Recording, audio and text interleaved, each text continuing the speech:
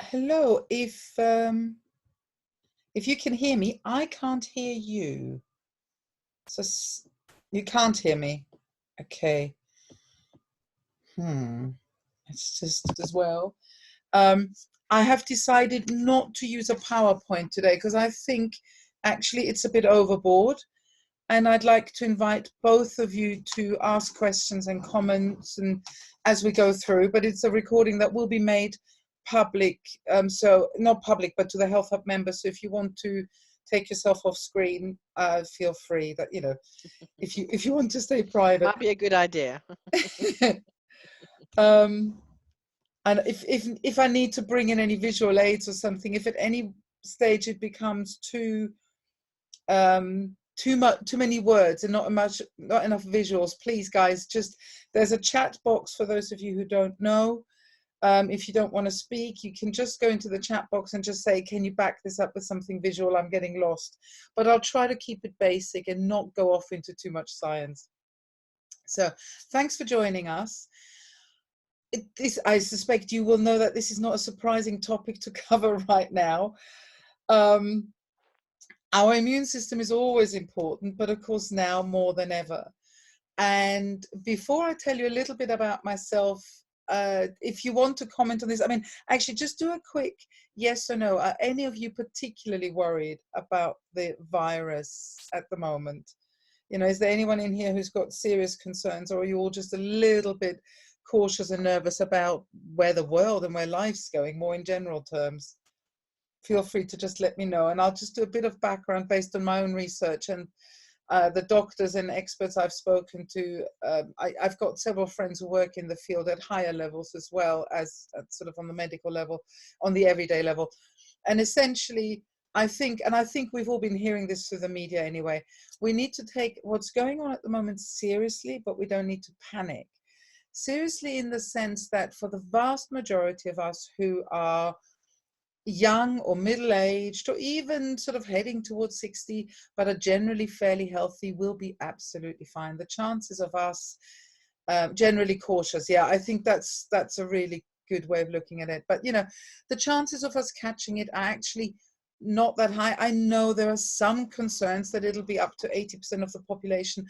I suspect that is worst case scenario, and I don't think it's realistic, but it might catch a lot of us. But even if it does, the majority of us will be fine. However, what the reason we need to take it seriously is not so much for ourselves, but for the health services, because it is an immense strain on them when you have such a huge influx of ill people, and of course for the weaker members of society. And the way I see it for myself is I can catch this and not even know I have it, because my immune system is hopefully so strong that I won't even have any symptoms, but I can catch it and pass it on to people who might not be as strong. And I take it as a personal responsibility that we should be looking after each other and keeping each other safe. And that doesn't mean we all need to sort of start hiding away straight away. You know, we can be out there, we can be doing stuff, but you know, all the advice that we're being given, the washing hands, the little bit of distance, that's sensible. The way I see it is, if we had a massive increase in flus, in serious flu all of a sudden, I would still do the same thing, and I would try to just be sensible. My older daughter's got GCSEs this year, and as you can imagine, she's stressing about the fact that they might not go ahead, or she might not be able to attend. So even with healthy people, you know, there are ways we should protect ourselves. So we don't need to be worried. But what is always a good idea, and this goes back to even if it was just a normal flu virus, because of course this is more virulent than the normal flu virus. There's no immunity out there. It seems to be spreading very quickly, and it's the health services almost more than anything else that we need to worry about. And then what I know from Italy, and that of course is a concern, is that doctors, especially in northern Italy, who have been working non-stop and doing 12-hour shifts day after day after day, they are starting to get the virus, and they then start falling ill. And there are stories out of China from that. So it really is the health services and the weaker elements, our parents, etc., that we need to keep an eye on. So keeping your immune system as strong as you possibly can, always a good idea, obviously, but now it's probably just been pushed up our consciousness, and we need to think about it even more. So when we're thinking of our immune system, let's have a quick look at what weakens our immune system. What are the key things that happen? And effectively, in very simple terms, and if you all know about this, and I am teaching you to suck eggs, I apologize, but I always think it's useful to go back a step so we all start from the same page and we know where we're coming from. Oh, sorry, and actually, before I go into this, let me tell you a little bit about myself and why I'm the one here talking about this, or why I feel I have the knowledge or the experience. I've been working in the healthcare sector, on the front lines, but for almost 20 years. I've been doing, well, actually for nearly 30 years, I've been doing market research into healthcare. So I listen, and have by now listened to thousands and thousands of doctors talking behind closed doors in all anonymous settings, how they approach healthcare, how they look after patients. So I've been given a very, very good insight in terms of what works, what doesn't work, and the science behind the science, if you like.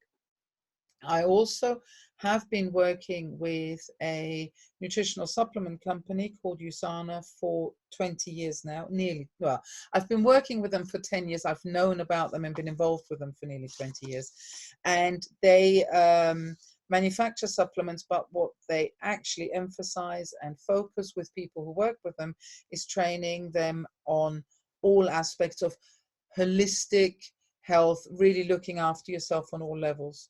So I've done my own research, I've done it through the various different work elements that I do, and sort of pulled all of that together over a sort of 20, 30 years period.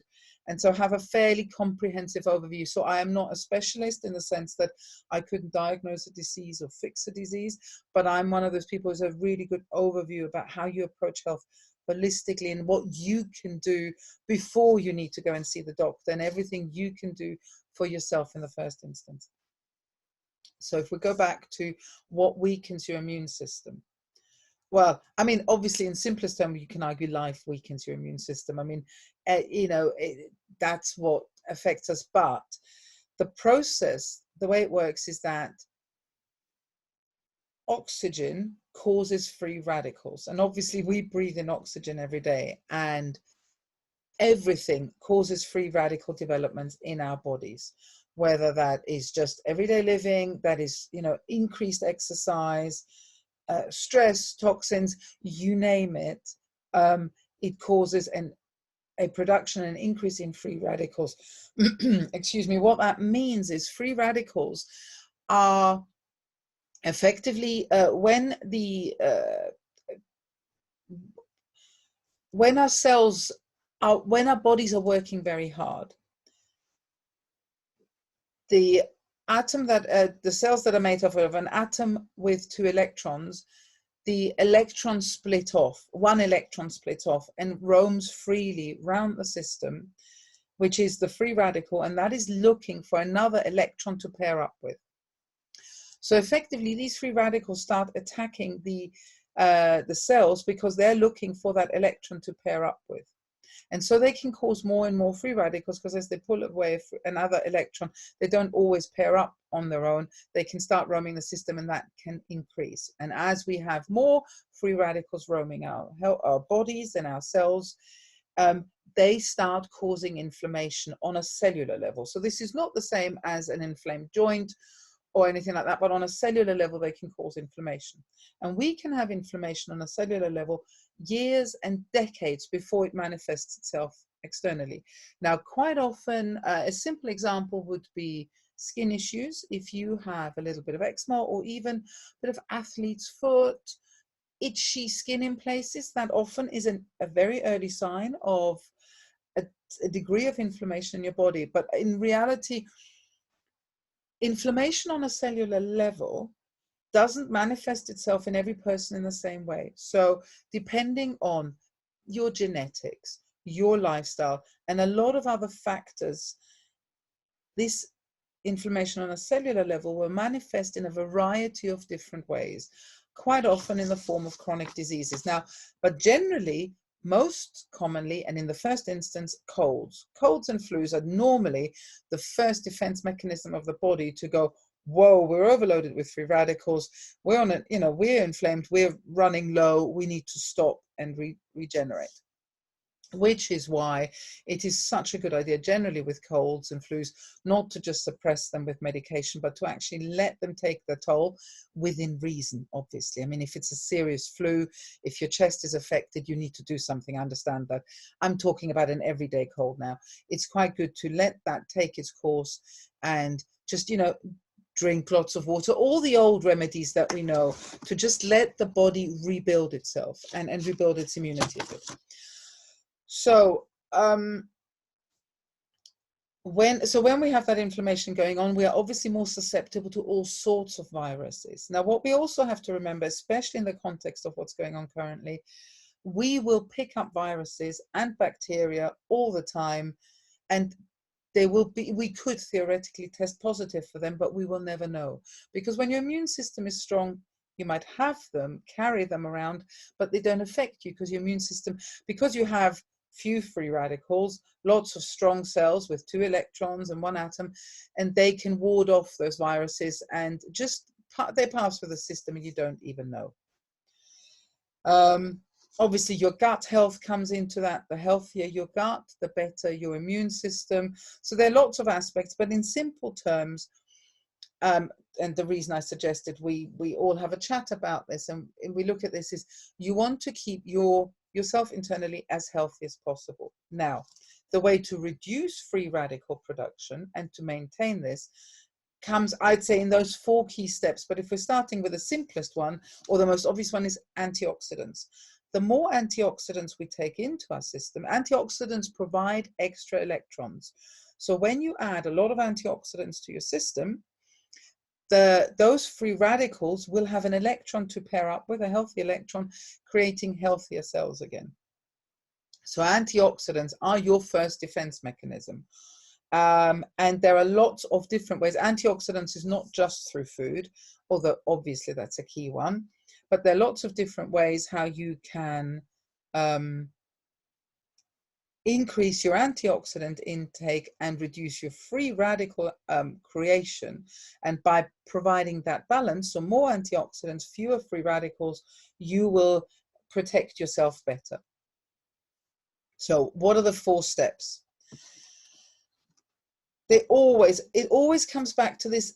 I suspect none of what I'll be telling you will be rocket science or new to you, I'm afraid, because it does always go back to the same things, but it is diet, exercise, mindset, and supplementation. So if we look at them quickly, and again, please, just a reminder, do send me a message if you have a question. Flag up if there's anything you want to say, feel free to join in at any stage. But very quickly, so if we look at diet quickly, what we want at the moment is we want antioxidant-rich foods.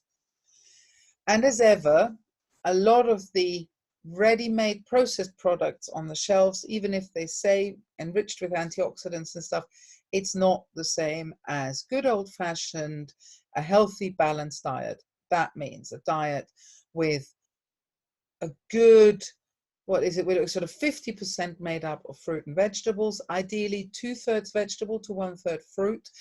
That's more of an issue because of the sugar of fruit. And as you're all working working out with Claire at the Health Hub, I know you're all conscious of weight as well. So this is more of a reminder, if you want to eat as well as you can and you're keeping your weight in mind, then 2/3 vegetable to 1/3 fruit is a really good approach. But you want to have 50% rich nutrient food, vegetables and fruit. So you are look at the rainbow. Yes, of course, green leafy vegetables are extremely good for you, but what we really need is the balance. So wherever you can, give yourself a balance and look at your plate and your intake over the day and make it as rainbow colored as you possibly can, because they all provide different nutrients, different strengths to the body. this is hard in the UK this time of year, and I realize money and everything comes into it. But again, where possible, as organic and as local and as fresh as possible. The food miles, the distance the food has traveled, and therefore when it was picked, so quite often if it's from further away, it is picked long before it's ripe. It's then kept in artificial situations where it is slowly allowed to ripe, a delayed ripening process. Well, it's the ripening process that produces the most vitamins and minerals in your food. So wherever, like I say, it's not always easy, but wherever possible, organic, local, fresh really helps. And this is one of the reasons, of course, we are all ill more in the winter because it is harder to get. And the fruit and vegetables that we buy tend to be from further away. So they've been shelved with often in a lot of chemicals for a long time before they're put on the shelves, and then we get them. So I realize this isn't easy, but we can only do the best we can. Reduce your sugar and high fat intake and unhealthy carbs wherever possible. Again, most of you I suspect are doing this, but this is no different. You want to have good proteins. You want to have some fiber. You want to have some whole grains, again, where possible. But, as whole as possible, nothing, as little processed as you can.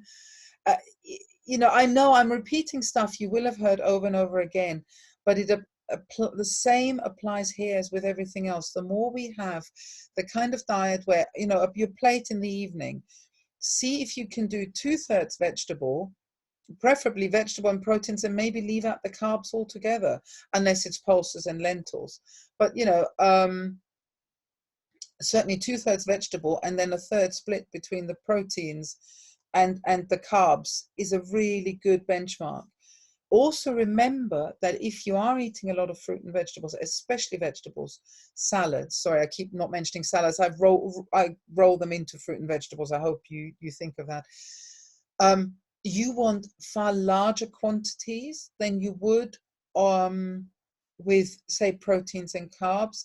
And that's actually really important, because when you're looking at boosting your immune system, what a lot of us do is we cut out, when we're doing weight loss and stuff, we start cutting out sugars, carbs, we start exercising, but we're not actually increasing the quantity of a healthy food enough. So the body still runs low in antioxidants and we still fall ill. And a lot of people, I don't know if this has ever happened to you or if you're consistent exercisers, but people who haven't exercised for a while and then start in combination with trying to tidy up their diet will suddenly fall ill because they're not giving themselves enough quantity. If you aren't sure about quantities, Claire put me on to myfitnesspal.co.uk. I think it's both comment.co.uk. But if you look up MyFitnessPal, you can add foods in there and they will give you a good breakdown in terms of carbs, fats, sugars and proteins. But it also shows you the number of calories involved. And it's a really good, if you put in a salad you're having versus something else, it really shows you quite what quantities you need to get the right number of calories. Because of course, while we're all conscious we don't want to have too many calories, we do need to have enough, especially when we're looking at boosting the immune system. So look at ways to keep an eye on that. And as you do that, this increases antioxidant intake. Now, obviously, drinking water, always key. Now more than ever, there is some not very solid evidence that you literally do flush out viruses with water. I read somewhere, and it kind of backs up what I've always done and what I believe, but I can't verify the source where I got it from. So do not take this, take it with a pinch of salt, but it's worked for me. And this claimed that when you're drinking a lot of water, before the virus has got into the system, so as you the virus first comes into your body, you flush it through before it actually goes into the bloodstream and further into the organs and everything else and into the cells.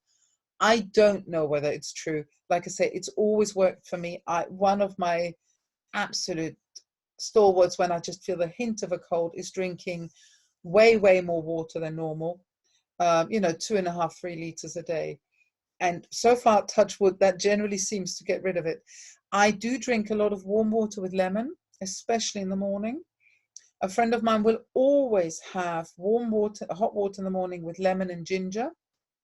I mean, ginger, brilliantly strong antioxidant provider. So adding ginger wherever you can, but in the hot water with lemon in the morning is a really good idea. I should do more of it. I must admit, I keep forgetting. And because I've generally done well with what I've done, I get a bit blasé, but that doesn't mean it's right. So ginger is a great one to add. Another thing a friend of mine does who doesn't like the taste of ginger so much, she has a jug of water in the fridge with chunks of ginger in. And she then uses that water. It doesn't have to be in the fridge, but obviously it keeps the ginger fresh a bit longer. But she then uses that water to add that to smoothies to drink it. So she gets ginger water that way, but it's not as strong in taste, but it has that hint of ginger. Very nice, actually. I've done that before as well at times. Again, I forget sometimes, but that's a fault of mine, and it's certainly something I'd encourage. Garlic, as we all know, garlic is really, really good for you. So in whichever form you can add it. So those are the extra bits to think about. So that's diet. Anybody, any questions on diet before we move on to exercise? Or anybody want to comment? Any other tips you have? I'm keeping an eye on the chat, but you can also mute yourself. Alex says all good, great stuff. Okay, so exercise. Exercise is a funny one because if you exercise too hard, you actually can damage your immune system again. So doing the right exercise for you and where you are in terms of your health journey is crucial at the moment. So get a good balance of exercise. What it does, exercise stimulates the whole system. So it helps flush out bacteria out of the lungs. And it causes changes in the antibodies in the white blood cells. And of course, we need as many white blood cells as we can to fight infections and diseases. And again, if we have viruses coming in and we have a lot of white blood cells, they normally manage to fend those off before they've really taken hold. So this is really, really crucial. And one of the things I read, they don't know this for sure, but they think that, well, we know that body temperature rises when we exercise, obviously. Because we get hot. As your body temperature rises, well, that's a similar principle as a fever when we're ill. And of course, we know that a fever, as horrible as it feels, is there to fight the disease and fight the infection and actually help the body. Again, which is why sometimes it's not a good idea to drive fever down too much too quickly, because to some degree you want the fevering response in the body. Well, raising your body temperature through exercise isn't a fever, but it has the same positive effects on fighting any potential infections and inflammations. And also, and this is where we're moving nicely on to the next topic, which is mindset and relaxation.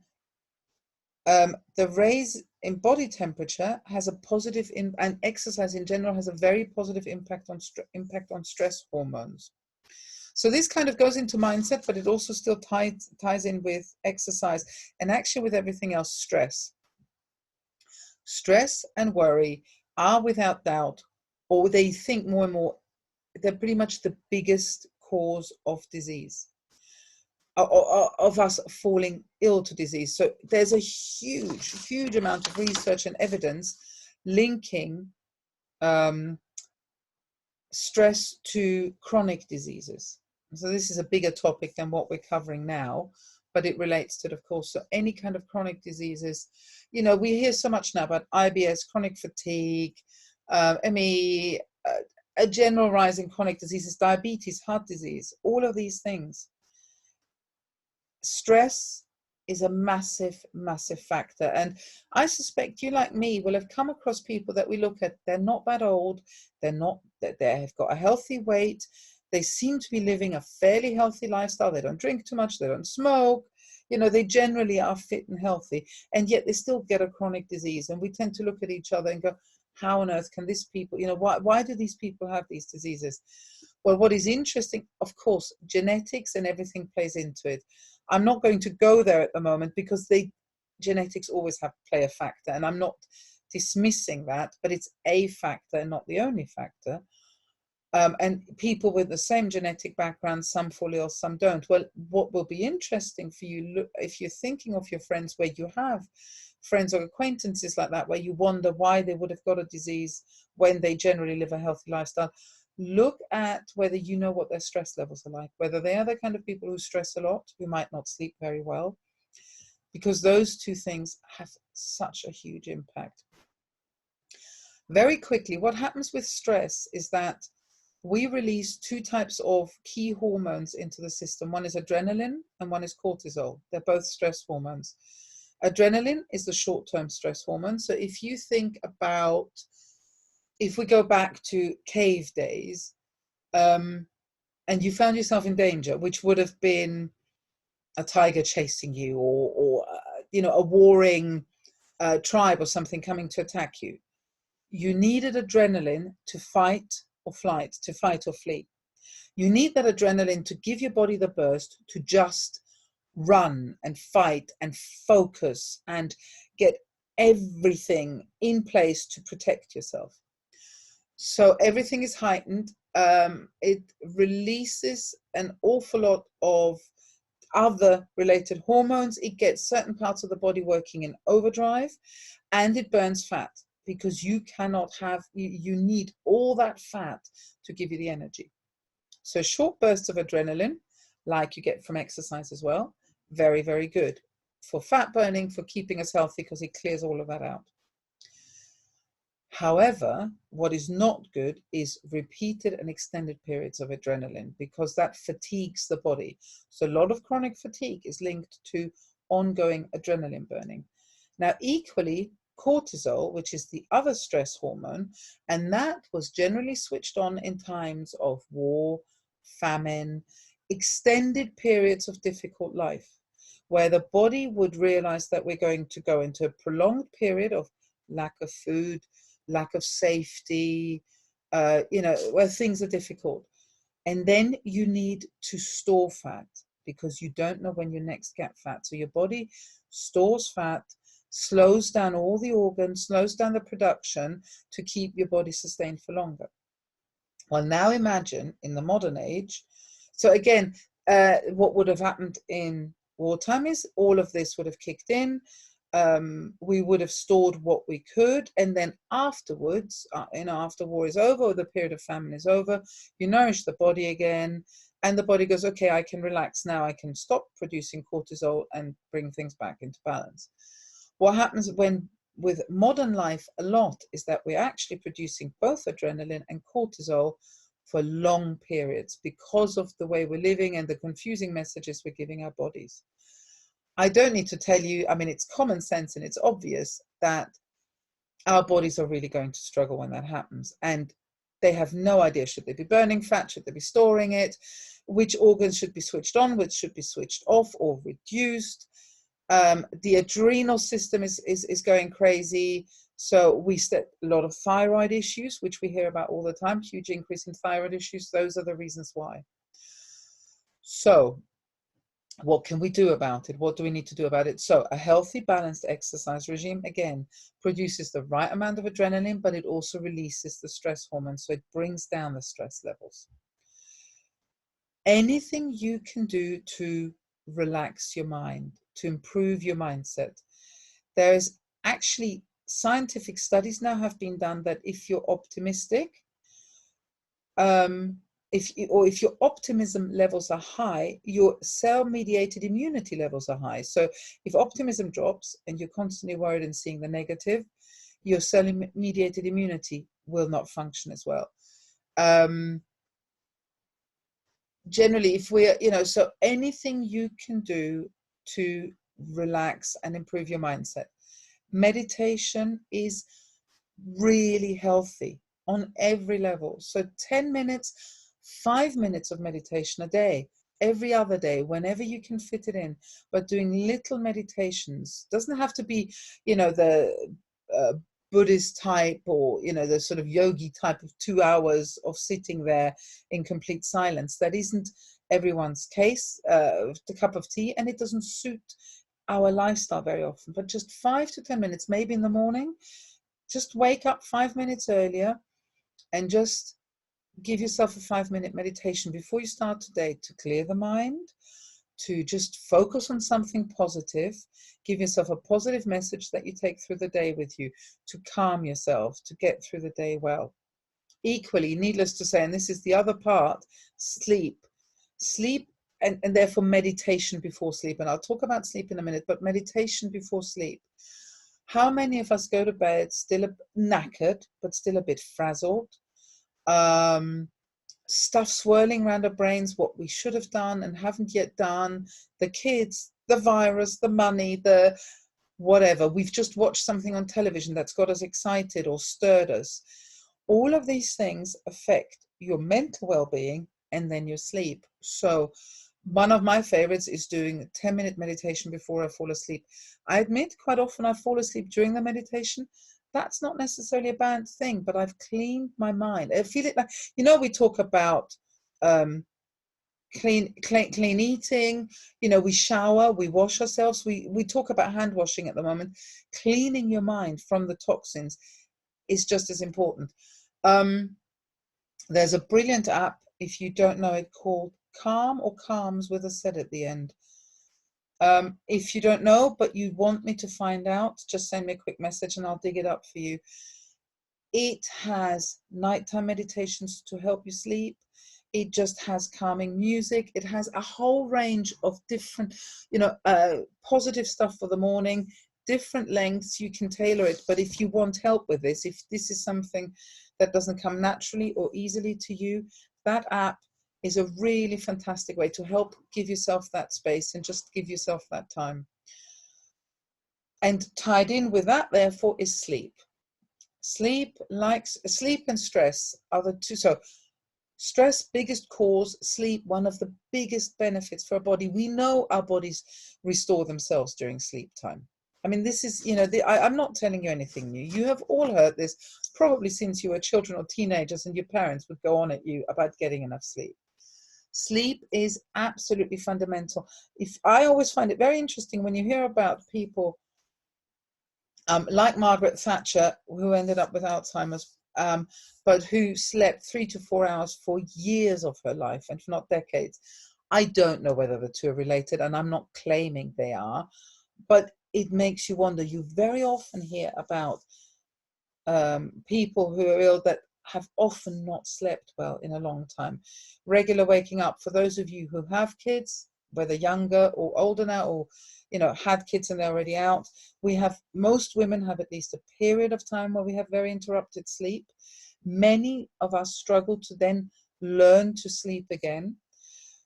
So more of us sleep bad than those of us who are hitting menopause. The bladder's not quite what it was. We might get up during the night.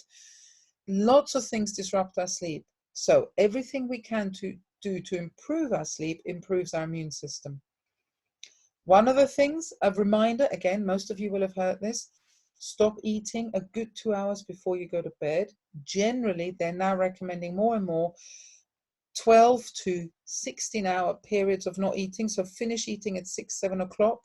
If you can, again, I know for many of you with work, that isn't always possible, but finish eating as early in the evening as you can. Start later in the morning, so you give your pancreas and your whole system time to recover, but certainly try, where possible, to fit in 2 hours after eating before going to bed. It gives the body a chance to digest pretty much all of its food and then rest rather than digest while sleeping. And I don't know about many of you, but I see the difference. Something silly, cheese. If I eat cheese in the evening, sometimes we get the nibbles and we'll have a bit of cheese before. I don't know, I used to do more than I do now, but say between 9 and 10. The amount of weird dreams I'd have, and I have so many friends who've told me similar things. So I now try, where possible, I finish eating at 7, 8 at the latest. And going to bed about 10-ish is probably, I go to bed fairly early if I can, but 10 is a sort of sensible time. So if I finish eating by 8, that's given me a good 2 hours. If you are one of those people my age who, where the bladder and menopause aren't, are doing their thing, I love my hot water, which is a real problem. When I'm cold in the evening, I'll have some hot water while I'm watching telly or still doing stuff. And it's generally not a good idea because it will get me up in the middle of the night. So if I can do most of my water drinking during the day to finish earlier if possible, I try to do that. My mouth, I'm very used to sipping water throughout the day, and our bodies get used to how much water we have. So we will feel as thirsty as we've taught our bodies to feel almost. So I'm used to having water in the evening, so I start really feeling it if I don't have it, but I know I can retrain myself. That's what I'm working on at the moment as I'm getting older. Peppermint tea, for example, in the evening, if I have a final cup of peppermint tea, 8, 9 o'clock, that's fine during the night. That doesn't make me go up and go to the toilet. So you can also experiment, say maybe chamomile tea, calming. I personally don't like it, but it's a very calming tea, very good for you, might not affect you during the night. So try those things. And the same old, no electronic devices in the bedroom. I know I've just said about Calms and listening to that, which is normally an app on the phone. But what I will do is, if I use it, I will try and download. I don't know what Calms, whether you can, but I do try to download certain things so at least I have it on airplane mode. But I do generally, rather where possible, do those kind of app assisted meditations during the day downstairs, and so that at night the phone doesn't come into the bedroom at all. The laptop doesn't come into the bedroom, or the iPad. We don't have a television in bedroom. I try to read whenever I can. I'm not perfect, and there are times when when you're just so tired you can't even pick up a book, and just blankly staring at the screen feels perfect. I do it sometimes, but the difference in my sleep quality is so noticeable when I don't bring anything into the bedroom and I just read for a bit and then go to sleep. So all of that really helps. And strengthens, it helps you sleep better, and it takes time. If you have not been sleeping well for a while, persevere, don't give up after a week or two. Keep at those sleep hygiene and those kind of general practices. It will help over time. And that just leaves, sorry, I realize I've gone on for a bit, so I don't want to keep you too long, and I just want to finish off quickly with the final point: supplements. This might be almost the most contentious element of the talk. However, there is ample evidence now, and going back 20, 30 years, that a good multivitamin supplement, or good supplements, and I'm talking about vitamin and mineral supplements, massively boost your immune system. Modern lifestyle means, and the quality of modern food means, that we don't get enough from our food on its own. We don't get enough antioxidants. So we need to boost the antioxidants in our system additionally with good supplements. And now more than ever.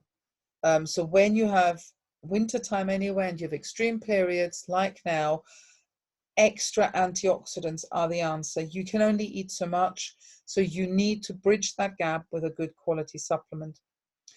Vitamin D is one of the key ones. We know that pretty much probably 80-90% of the Northern Hemisphere are vitamin D deficient anyway, not just in the winter, particularly in the winter. But vitamin D is linked to more and more chronic diseases and immune system related functions. So vitamin D, crucial. I would say always a good multivitamin, absolutely essential to give us the balance of all the nutrients we need, because we never quite know what the food's going to give us, and it isn't enough. A good fish oil. Fish oil has massive, omega-3s have massive benefits for the immune system. So combining those are absolutely fundamental. Now, I keep stressing good. I hope you've heard that, a good supplement. Unfortunately, supplement isn't supplement. So when you hear, oh, I tried a fish oil, it made no difference to me, or I'm afraid then you need to ask, where was it from? What was really in it? How was it manufactured? I'm sorry to say, you cannot rely on health food stores. It isn't just because it's in a health food store doesn't mean it's a good supplement. Generally, the legal rules around supplement manufacturing are such that 70 to 80% of the products tested that are on the market don't deliver even a fraction of what they claim they have in them. There are higher quality supplements, most of them available online. A key point to look for is a supplement manufactured to pharmaceutical grade standards? Which means, is it manufactured to the same standards as a drug? That doesn't mean it's chemical or artificial. The ingredients can still be all natural, but it's the manufacturing process. And I won't bore you now with all the details. Those of you who are really interested in those kind of details, message me and we can talk separately. But just know that you want to look for pharmaceutical grade manufacturing. And if you go onto the website of different supplements, it should say on there. You want to look at them having as many independent certifications and guarantees as they can possibly get. There's an American one that is very highly rated, the NSF, I don't know what NSF stands for, but it's a national standard used in the US that certifies that what's in there is what the company claim is in there is actually in there. I would say those are the two key ones. Look at whether they have independent certifications for the quality and the purity. There is a book called The Comparative Guide to Nutritional Supplements available via Amazon. That is fantastic. It is based on purely objective scientific criteria, but it has valued over 1,200 products, mainly American and Canadian ones, but they mostly overlap. And generally the standard ones that we can get in the supermarkets and the health food shops are in there. Now, I mentioned earlier that I've been working with a supplement manufacturer, so I am biased. I will hold my hand up to that. I personally pretty much only recommend USANA. There are certain areas where USANA doesn't do something, then I will go to other suppliers, obviously. But over the 20 years and all the research and comparisons I've seen and I've done personally, and the ones that are out there, they have generally been rated as the top nutritional supplement worldwide independently. And that's why the Health Hub that's the only supplement that the Health Hub will stock and promote internally, because Claire knows a lot about it and has been in the industry almost longer than me, and also felt that they were the ones that ticked all the boxes. So this is not for me to say you have to buy these, but know that that's why Claire and I recommend them, because based on the research we've seen, they are clean, they're pure, and they deliver what they say they will. If you're interested in those, Claire has a special website for them. You can just order them and get them sent to your door. It doesn't cost you any more than if you order from USANA directly. So there's no USANA pay us a little bit. Yes, we do make some money of it, but it's not much. So don't feel that we're taking advantage of you or anything. But it's there if you're interested, and if not, that's absolutely fine. Do your own research, please. Do whatever research you need. Go out there, check out the different options, but know this option is there. But whatever you take away from this, I would strongly encourage you to take something. Like I say, especially now, if you're not entirely comfortable with, I'm an advocate for always having supplements. And just on a personal note, I've now been on them. Like I said, I haven't quite been working with USANA for 20 years, but I've been taking the supplements for 20 years. I've had my kids on them since they were little. They're now 13 and 16. Neither of my children have ever had one of the dreaded ear infections in primary school. I can count the number of times they've been off on one hand easily. One has been off in the 16 years she's been off with a virus and a bug, I think 3 days, maybe 4. And the younger one, the 13-year-old, has been off 2 or 3 days in the whole of her school life with bugs. And we've never kept them away from others. So I do swear by healthy supplementation. If that's not your boat, that's absolutely fine. But then please take something for now until spring has hit and the weather has improved. That's it from me. Now, does anybody have any questions? I know I've talked a little bit longer than I'd hoped, but please do ask any questions, any advice, anything else. If you want a private chat, if there's something more private you don't want to discuss publicly, by all means send me a message and we can arrange to speak privately.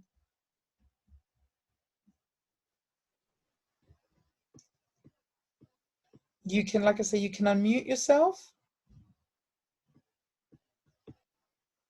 Alex, I've seen you've unmuted yourself, but I can't hear you at the moment.